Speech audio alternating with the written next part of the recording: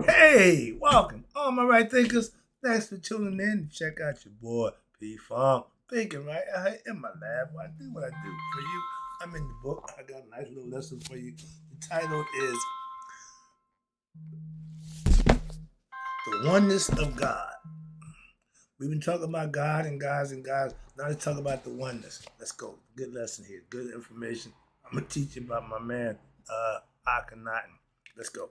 Radisms, 25 rules to live by, storytelling, story with a message. There's a message in my stories for life. I gave you life lessons. You tune in and receiving them. I appreciate you. We got a good thing going. Let's do what it is we do.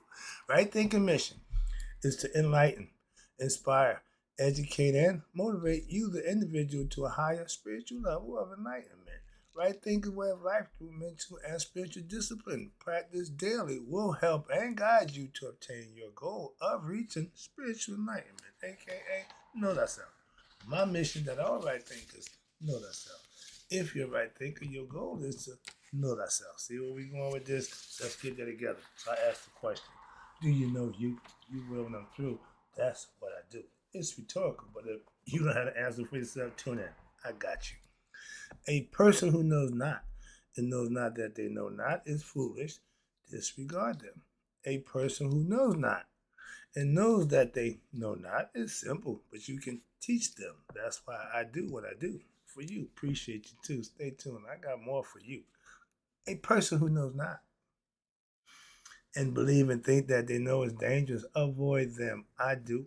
A person who knows and knows that they know, knows not that they know, is asleep spiritually. I can awaken them. I'm the spiritual alarm clock here to wake you up with knowledge of self. That's what I do for you.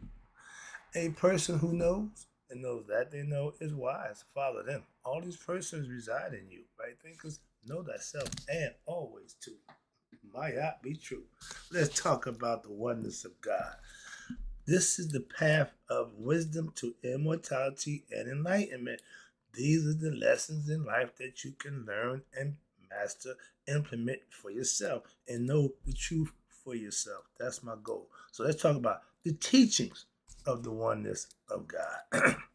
The many Egyptian cosmogonies, stories, and ritual systems are in reality leading one towards the realization of the same supreme being, aka God. Remember, we're trying to get you there. And during the period of the 18th dynasty, the Egyptian religion went through a short-lived phase. Okay, I've been dying to get to this. This is one of my favorite lessons. All right, we had a sage pharaoh called Akhenaten. He decided he gonna change the many gods and we're gonna serve one God. So get ready. That's what this lesson is about, the oneness of God. He was supposed to be the first monotheism. They claimed that Moses is the pattern after Akhenaten. They call him the heretic pharaoh because he shut all the other stuff down. Let's go. All right, I'm about to have some fun. Here we go. So it was short-lived phase, which only one symbol of God was allowed to be worshipped. The sun disk. He called it Atum. Atum. Aten or Aton. But that was the sun. We knew that sun disk was Ra. He said, no, that's Atum. All right. When you the Pharaoh, what you say go. And what's this? Now, this occurred under the reign of Akhenaten. All right. He was the Pharaoh from 1379 to 1362. Now, he didn't reign long, but he reigned long enough to cause total chaos in Egypt, BCE. Why? Because he suppressed the older gods' symbols, including Amun Ra. Big, big, big no-no. Okay, people ain't having it. So, and he instituted Atum, Aton or Aten. Now, Atum is the sun disk, which they knew as Ra.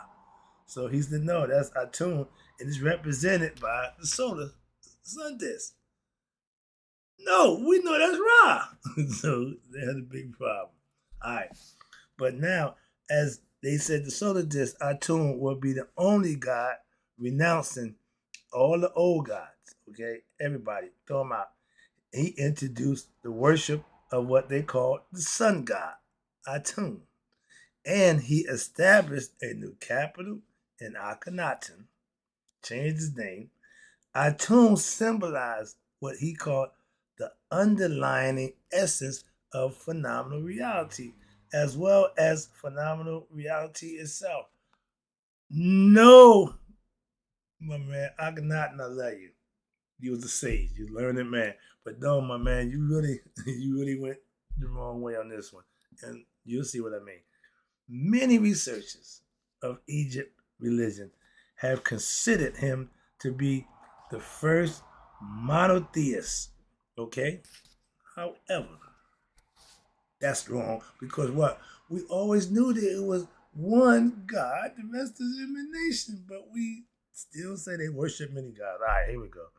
Akhenaten only wanted, and his goal was to try to return what he considered, because he was a sage, a learned man, what he considered the original idea of the supreme deity, which had existed prior to the development of the various companies of God and goddesses and the numerous local deities. Everybody had a god and gods that they revered for each different place. He was trying to unite and make them all one. Okay. Akhenaten never promoted the idea that the sun itself was God. We all knew that, so he couldn't do that. That wasn't going to work.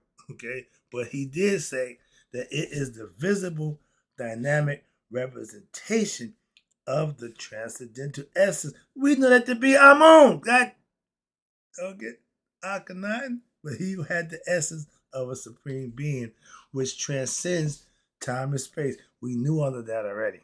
We had all that in place already. But this point is proven by the following passages from the ancient texts concerning Amun Ra and Ptah. We know that to be the Trinity of God. Okay. But and the creation myths which existed prior to the reign of Akhenaten. This is already in place. Akhenaten decides, no, he's shutting all that down. So in his mind, in essence, he was trying to reform the worship of God and of society in general. What he saw, he didn't particularly care for, obviously, so he was changing it. Okay, he being the pharaoh, he had the power to do that, and he did. But watch this. But the idea of monotheism, pantheism, panentheism existed in Egypt and in Ethiopia prior to their emergence anywhere else in the world. So Akhenaten wanted to encourage what he considered a more naturalistic style of Egyptian royal portraiture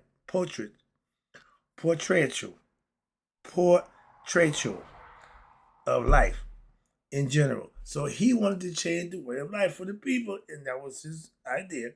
He saw Aten, as the same benefactor of all religions, and he sought to establish a new order. Sound familiar? Okay, of social justice wherein all citizens would partake in the riches of society. That was his change in idea back then, and that was big difference. Okay, it didn't go well. So in the word Ua, U-A, oh, it means one. You are netter. That means one God. Okay? Only one without a second. No mate, no counter, none of that. Only one. That's what we're trying to tell you. We knew it was one God. That's what we're telling you right here. Okay. One, again, one. Me, solo, by myself. Everything after him came in pairs. That's what Mayat represents, duality. Before that, it was dual. I mean, singular. No duality. One. That's what he's telling you. All right. So the following passage I'm going to read, it came from the Egyptian book of Coming Forth by Day, chapter CLXX triple I. Don't know what the hell in Roman numbers is. They ain't trying to learn and could care less about that nonsense. But yeah, whatever chapter that is, that's the one it is. I ain't gonna try. I don't know what the CL means. Don't know. I know the X I think is tens. The I's is ones. but I don't know what the CL means. Okay, hundreds, thousands, I know somewhere up in there, but yeah, could care less about the Roman numerals. That's my point. But this is with the phrase: I praise thee, God, thy Lord of the gods, God, one, living in truth. Still saying he's the one. And the following passage is taken from a passage with Princess Nisa Kinsu. She glorifies who?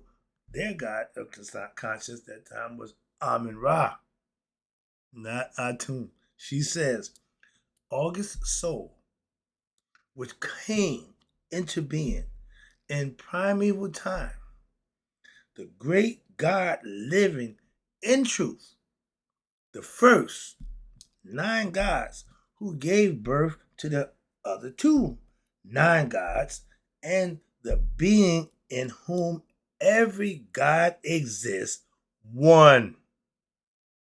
Again, the creator of the kings who appeared when the earth took form in the beginning, whose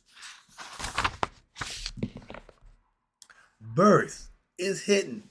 Nobody knows the birth date of God. Why? He wasn't born, he was self-created. Is hidden, whose forms are manifold. These are the attributes of God, whose germination cannot be known. Again, this is the bust of Akhenaten, okay? The pharaoh, the heretic pharaoh.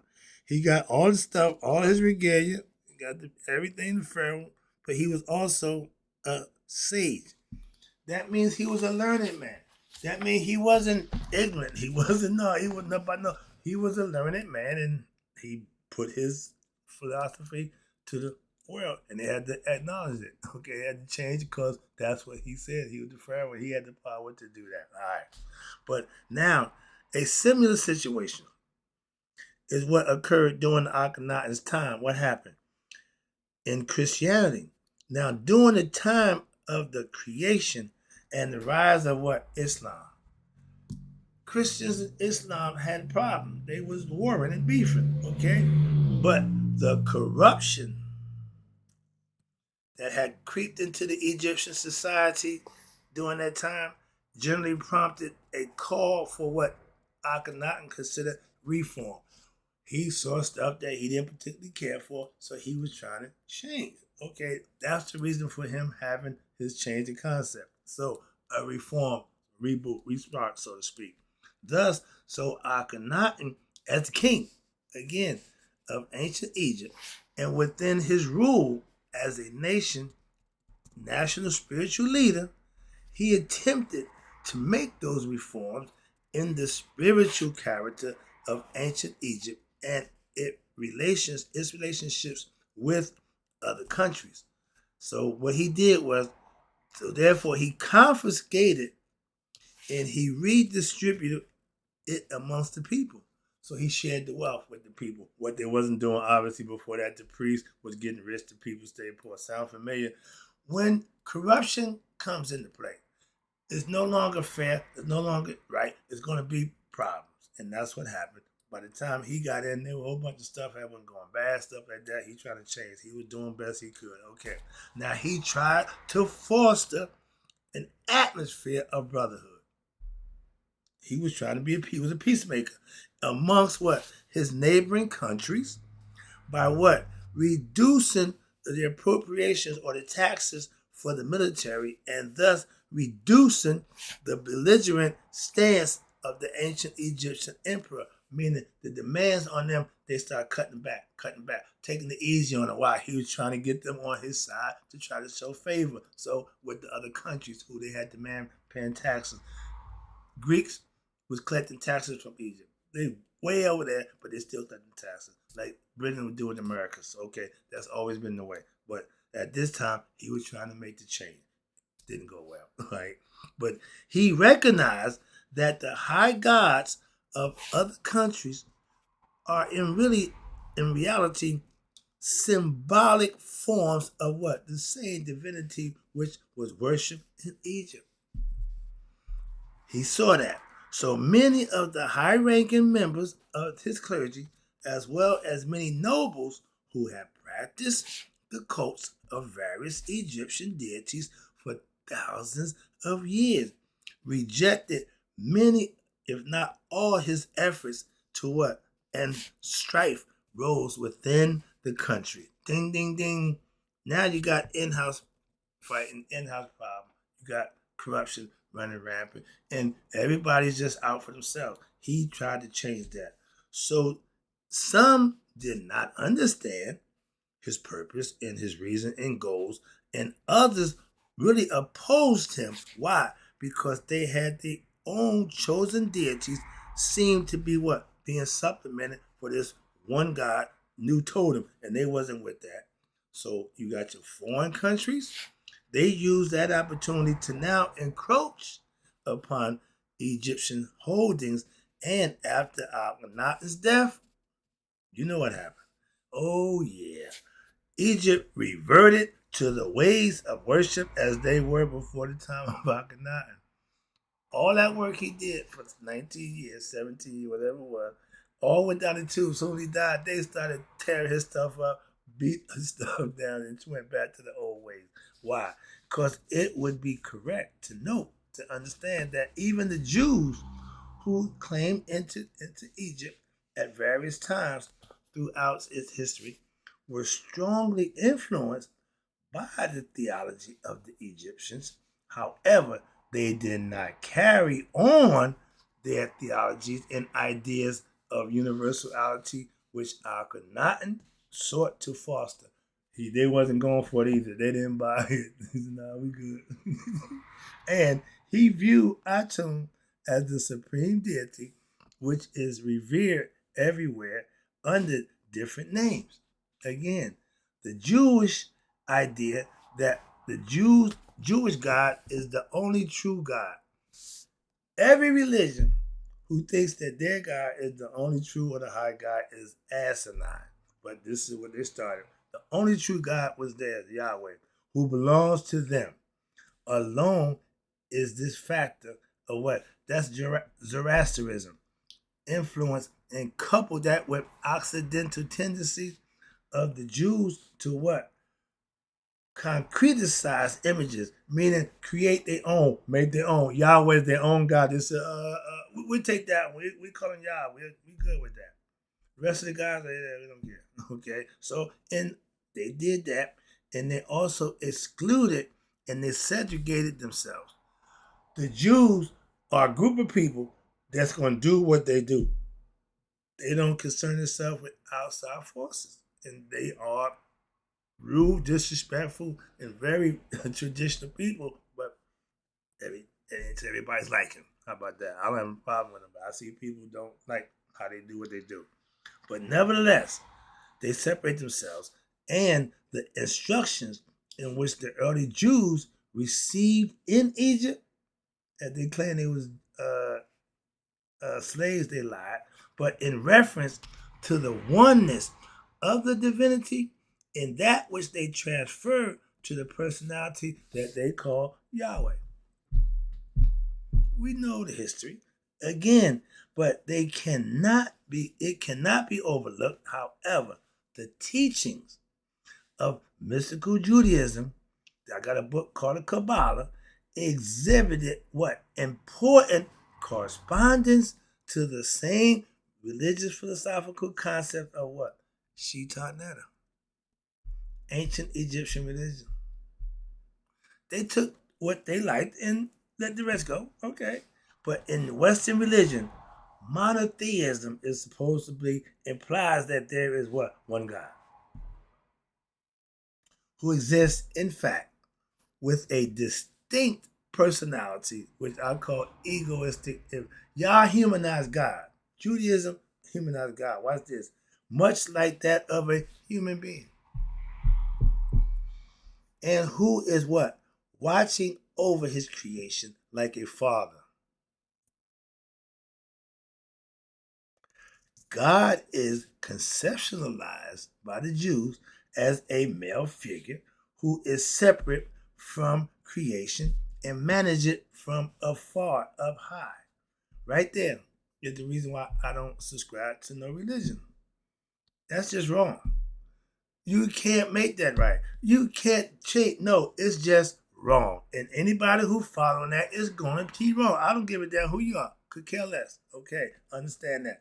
But now in the mystical science, which is proven philosophy, theology from our understanding, monotheism implies that God is the only being that truly exists, and therefore all that exists is in expression of the divine, aka God.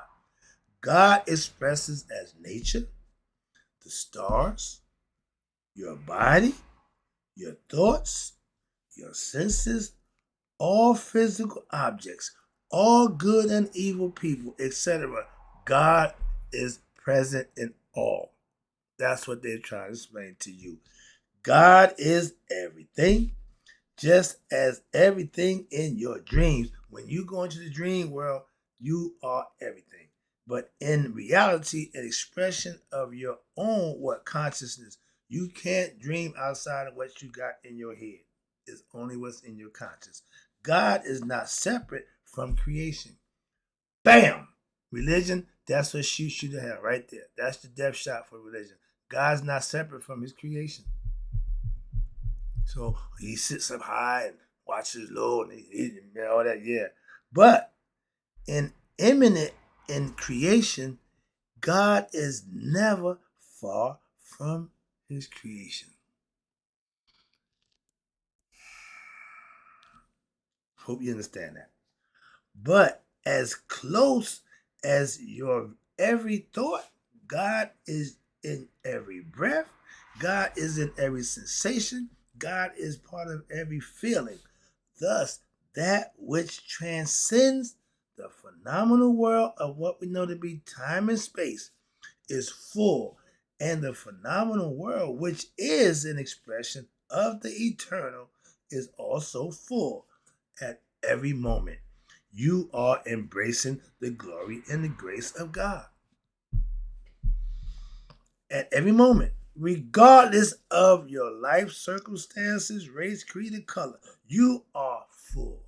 Even if you were to become blind, which my mother-in-law had, okay, or to lose a limb, an arm or leg, you would still remain full. Why? Just as the injuries in your dream personality does not affect you as what? You laying in the bed sleep, the physical body. So it ain't gonna do with the physical body. So your transcendental self is what? Also unaffected by any conditions that experienced by your physical body or mind or your ego personality. I'm gonna wrap it up with this next phrase, another paragraph. In the book, The Hidden Properties of Matter. That's the essence of the physical body. The body is matter. What's inside of it is the hidden essence. That's God, the spirit. We saw how the supreme divinity is described as an ocean of all-encompassing existence. The world is a vast ocean. We're living in it, okay, conceptually. But in this ocean, there is no male or female and no duality, no mayat of any kind. However, when that ocean expresses itself by its own will to utter himself into existence, that's what they're showing you, the concept. It takes on what? Different forms according to what? Its will. These forms are in reality polarizations of the same essence, aka the ocean, just the waves of the ocean. It is like water turning into ice. At a certain temperature, the water is water.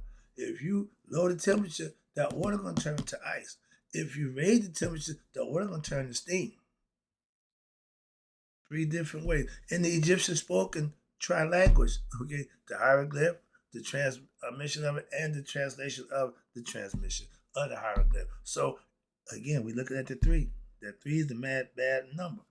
It is the same essence, only at a different temperature. That's what they showing you with water. Vibration, the same thing. The higher vibrational rate, the harder it is to see. The heavier the low vibration, the more we see the physical stuff that's in our area peripheral right now. That's our vision. But in the same way, physical matter, here you go, regardless of its forms, colors, textures, etc., is nothing but the same essence, and this essence remains indescribable to modern science. They know it as energy, atoms, electrons, protons, neutrons. But the principle of the hidden, non-dual essence of the Supreme Self was described thousands of years ago by our ancient Egyptians, Cometians. No man has been able to seek out God's likeness through what? Through God can be seen in form. By observation of God, it can be made at God's appearance, and God cannot be totally, fully understood by man. God cannot be seen by mortal eyes. I told you and I tell you again, I see God. Wow, my third eye is open. I can see God. Can you? These eyes will never see God. That's mortal. My spiritual eyes open. That's the third eye. That's the pineal gland I've been giving you lessons on for a while. I'm going to take it down right now. I got something to do. But right thinkers, I'll be back with more. This is what I do for you.